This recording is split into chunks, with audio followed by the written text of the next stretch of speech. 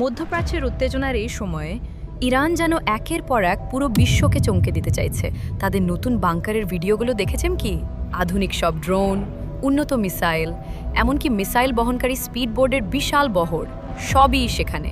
এমন ভিডিও দেখার পর যখন পুরো বিশ্ব হতবাক, ইরান এবার এমন একটি প্রযুক্তি সামনে নিয়ে এসেছে যা দেখার পর বিশ্বের বাঘা বাঘা দেশগুলো পর্যন্ত নড়ে চড়ে বসেছে। হ্যাঁ, ঠিকই শুনেছেন। বিশ্ব সাধারণত ভাবত নিষেধাজ্ঞার চাপে থাকা ইরানের পক্ষে তো সামরিক প্রযুক্তিতে এগোনো অসম্ভব, কিন্তু বর্তমান উত্তেজনাপূর্ণ পরিস্থিতিতে ইরান যা দেখালো তা যেন সব হিসাব নিকাশই উল্টে দিল।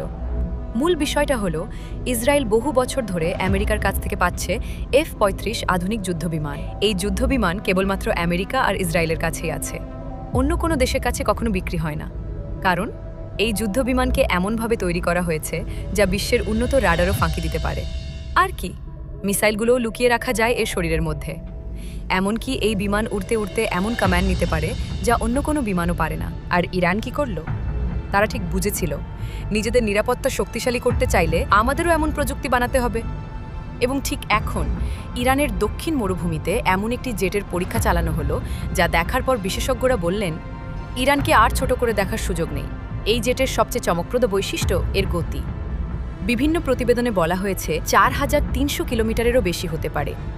পরীক্ষামূলক প্রথম উড়ানের সময় এর গতিতে আকাশে ঝাঁপ দেওয়া দেখে বিশেষজ্ঞরা অবাক হয়ে গিয়েছেন। অনেকেই বলছেন এই জেট পাইলট ছাড়াই চলতে পারবে। তবে ইরান এখন পর্যন্ত কিছু বলেনি। কিন্তু প্রশ্ন হলো, এত আধুনিক জেট কি ইরানের পক্ষে সম্ভব? এর জন্য লাগে কঠিন গবেষণা, উন্নত উপকরণ, সুপারসনিক ধাতু আর শক্তিশালী ইঞ্জিন।